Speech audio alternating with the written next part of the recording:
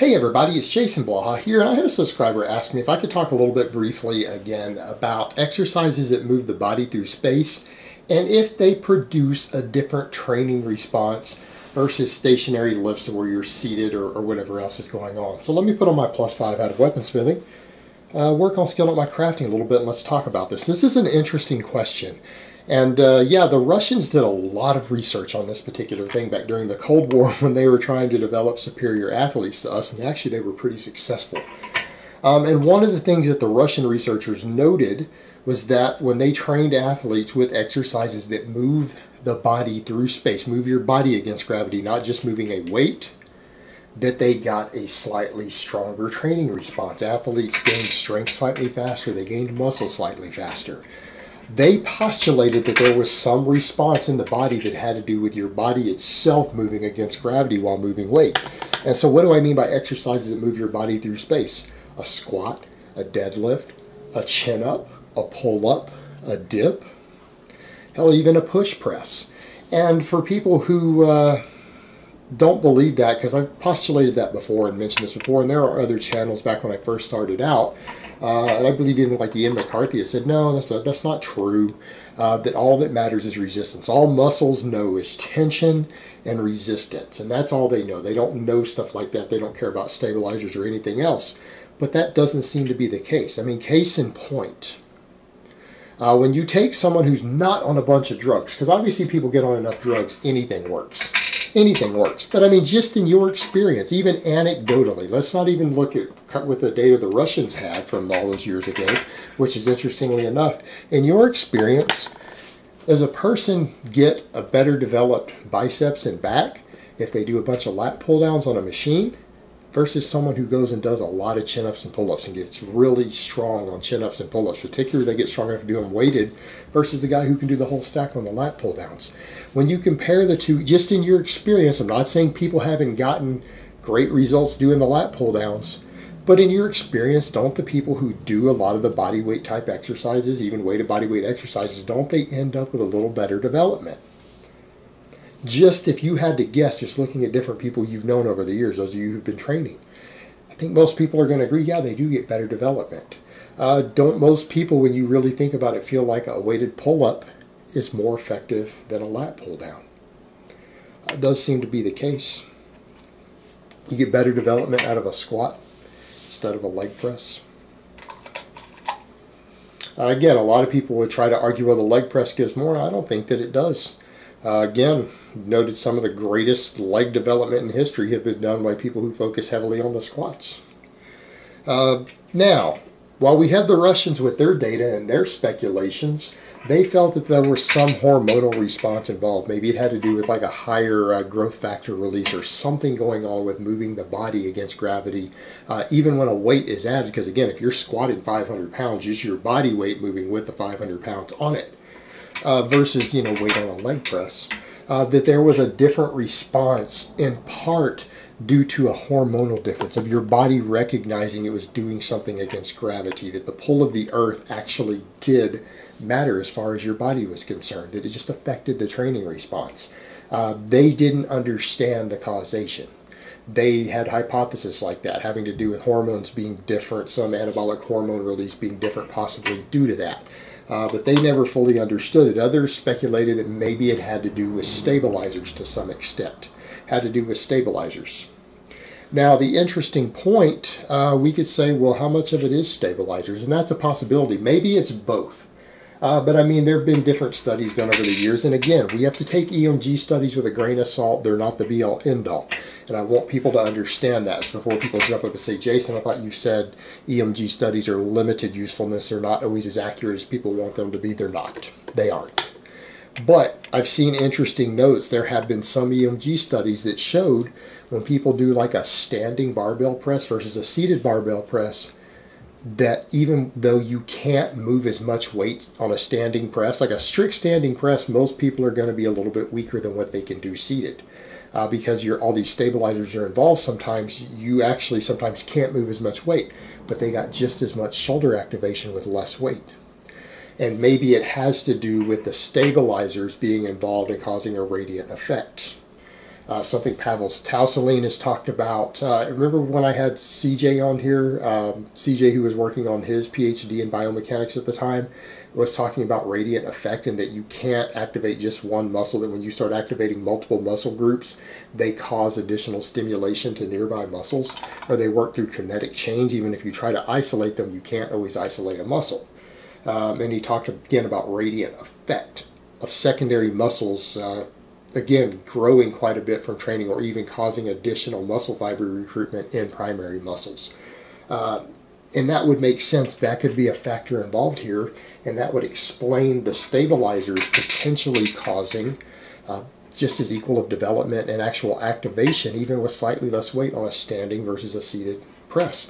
Although intuitively most people would think, well, I can use slightly more weight and I'm isolating my shoulders and triceps and chest a little more on a seated press versus a standing one, but that doesn't seem to be the case when we actually measure it. And some studies have come back suggesting even more activation, even if you can't move as much weight with the standing versions. Again, that's subject to big debate, subject to controversy, but it's interesting that you've got data going in those directions. But there is the stabilizer issue. And that, I think a big part of it is that most people who are doing all these exercises are doing several of them.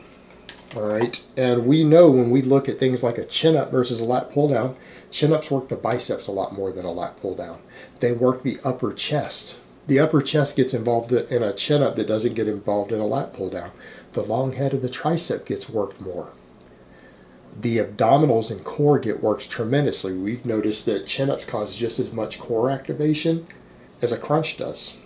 So you have all these other muscles that get involved stabilizing that make the chin-up cause overall better development than the lat pull-down. And by moving the body through space, you're activating a lot of different stabilizers that get involved here. Different muscles have to get involved and get activated and get some muscle fiber recruitment that wouldn't necessarily be activated just from the actual movement of doing this, pulling down. Again, the upper chest, the long head of the triceps, a lot of these muscles get activated. Same thing on a squat.